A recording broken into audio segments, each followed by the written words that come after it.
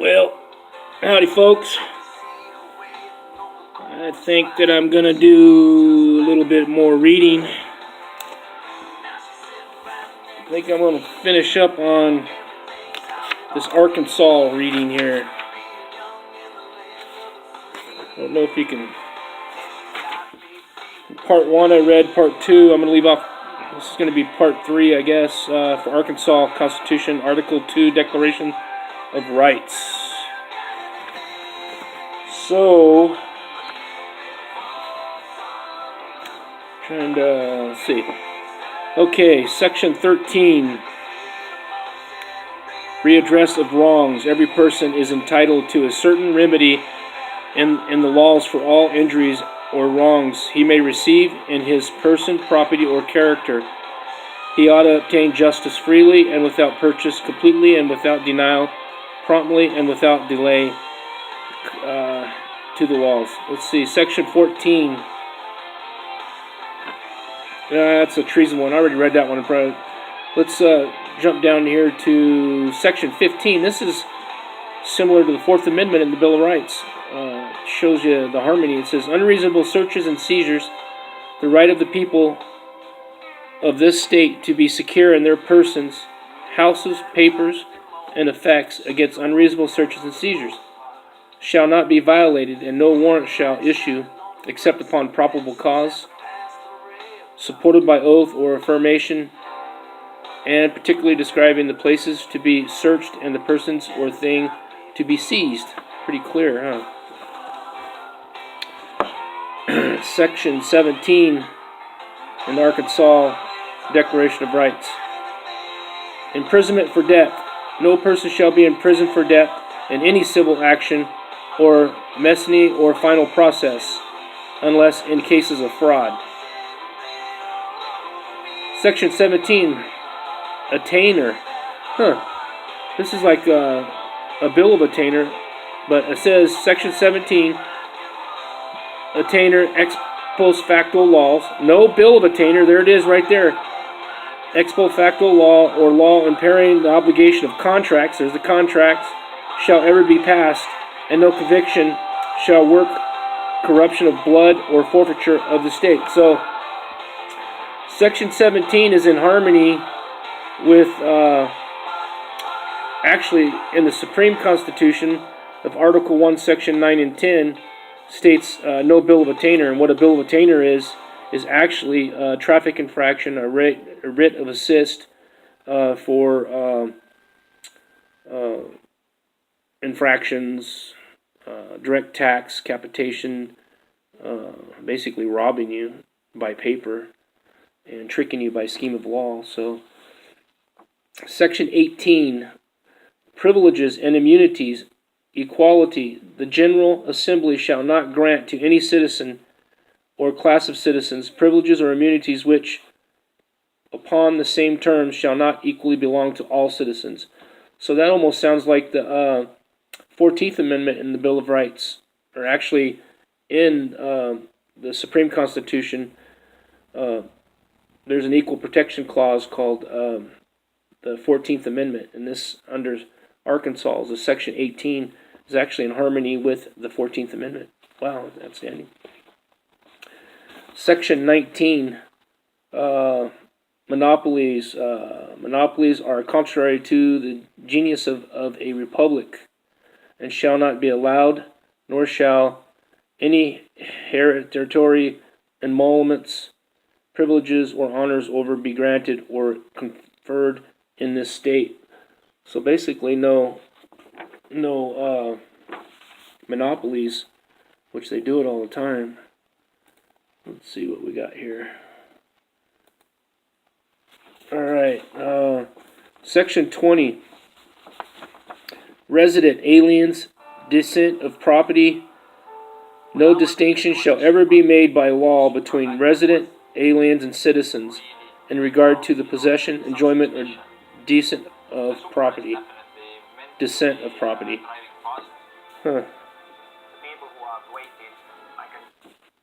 Let's see. Let's read that again. Section 20. Residents, aliens, descent of property. No distinction shall ever be made by law between resident, aliens, and citizens in regard to the possession, enjoyment, or descent of property. Resident aliens. Descent of property. Wow. Section 20. Section 21.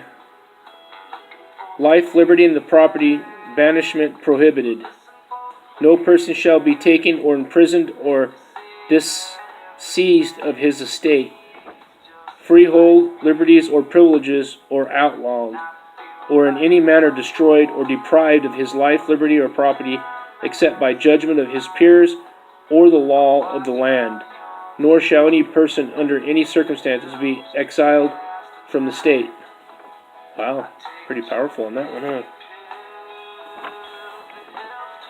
Section 22. Property rights. Taken without just compensation prohibited. The right of property is before and higher than any constitutional sanction, and private property shall not be taken, appropriated, or damaged for public use without just compensation, therefore. Okay, here's what comes to mind. I briefly read the new Bill of Rights for property and eminent domain in the Arkansas Constitution, and I read a couple of sections in there that is definitely in conflict with Section 22. So if you find anything in new law or any new articles or provisions, and you take this original law and you put it against it, if it's in conflict whatsoever, this one supersedes. This trumps the other one. So basically where it says right here, appropriate or damaged or public use without just compensation, therefore. And then the Bill of Rights thing, the other ones that I found for Arkansas says they can come and take your property anytime they want. The government can. And I was like, no, that's in conflict with this, so that one would be void and null. And that would be how you would argue it, by Section 22, if they ever take your property. Section 23, here's that eminent domain and taxation. Anything that is in conflict, this would be your argument right here. Section 23, eminent domain and taxation. The state's ancient right of eminent domain and of taxation is herein fully and expressly conceded, and the General Assembly may delegate the taxing power with necessary restrictions to the state's subordinate political and municipal corporations to the extent of providing for their existence, maintenance, and well-being, but no further. So they're really strict. They're actually enumerated and listed what the taxations can be granted through cities and counties and courts. And it tells you right here, existence for maintenance and the well-being, but no further. So they went way beyond their reach on that. So that's Section 23, Arkansas. We're at 8 minutes, 18 seconds. We only got 1, 2, 3, 4, 5, a few more. We'll elaborate on those, and then maybe I'll grab something else to share with you soon. Section 24. Section 24, religious liberty. All men have a natural and indefeasible right to worship Almighty God according to the dictates of their own conscience. No man can, of right, be compelled to attend, erect, or support any place of worship or to maintain any ministry against his consent. Wow.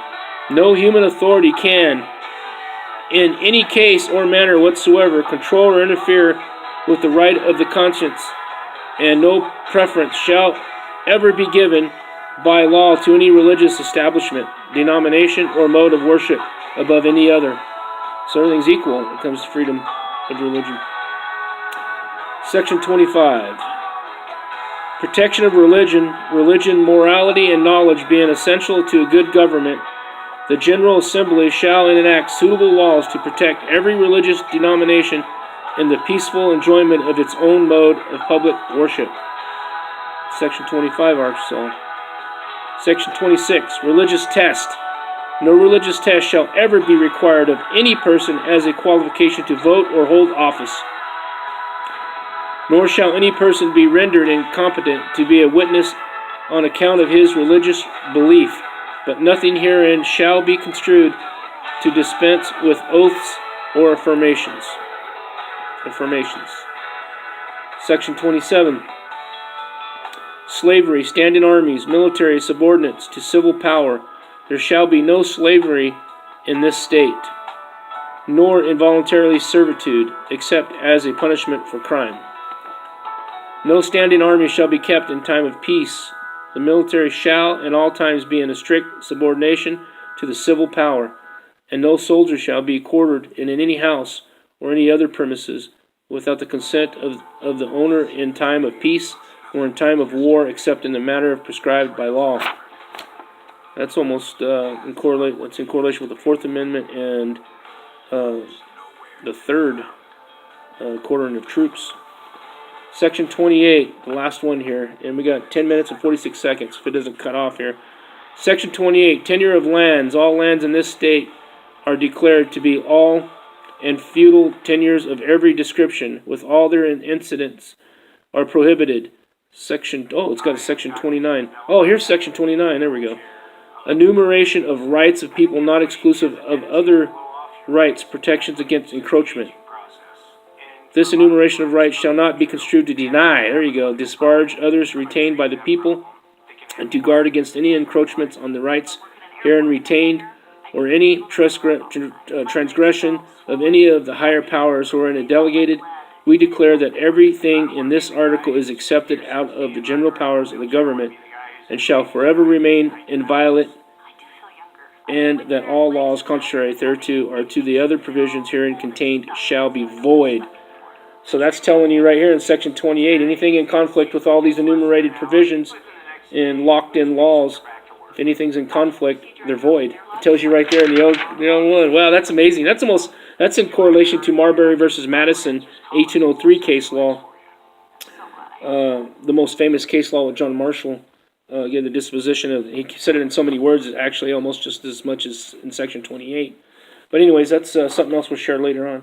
But anyways, that will be my short read for that before this run out of time here, if it doesn't get cut off. But I want to say thank you for listening, and I hope you enjoy the readings. And I will continue to read more to share my wisdom. And I just want you to know that I'm inspired by God. I love what I do, and I hope you all enjoy it. And I love you all, and God bless our nation. Thanks.